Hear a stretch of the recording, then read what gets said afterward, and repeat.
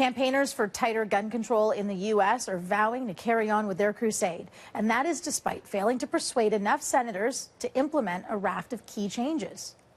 Wow, what a day yesterday. What a terrible day for our country.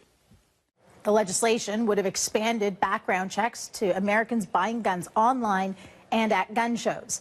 Now, Keith Bogue's been watching this fallout from the Senate vote. He joins us live from our Washington bureau. How would you describe the reaction there then, Keith? I think complete and utter lack of surprise. They did see this coming. Mark Kelly, for one, was one of the people lobbying for the past several weeks on Capitol Hill trying to get support for this bill, and he recounted later after that, actually earlier today, how he would visit a senator who would tell him, this is a good bill, I agree with this, it should pass, but no, I cannot vote for it. And so you wonder, what's going on that makes senators so fearful? Here's Mark Kelly again with a little bit of an insight into what he thinks is going on there. Just think about this. If that vote had been a secret ballot, I bet you it would have passed with 80 votes. That's sad, that's really sad, and it's unacceptable. My wife, So what he means by that, Rashmi, two things, really, that senators were intimidated and they were afraid to stand up and vote their conscience, vote for what they really believed in.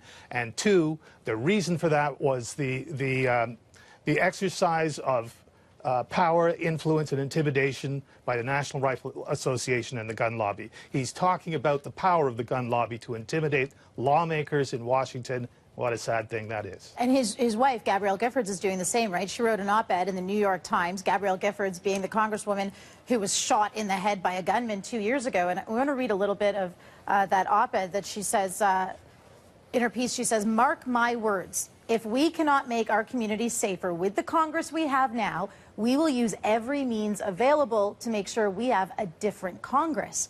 So what do those words mean to you? What does that tell you about this debate? Where's it going?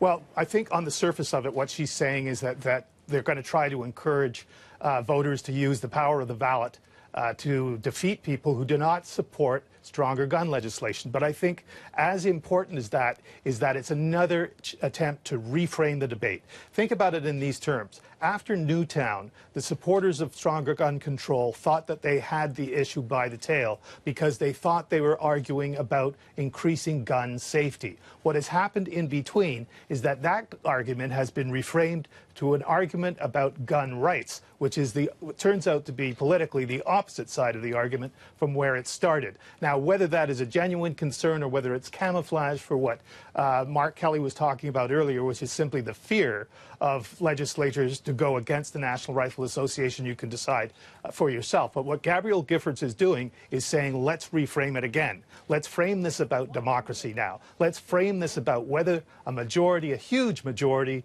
of the voting public can actually get the legislation they want, or will they continue to see that thwarted by a small minority identified as the gun lobby. So, again, a reframing of the debate to make it about democracy and not just about gun control. Appreciate this, Keith. Thank you.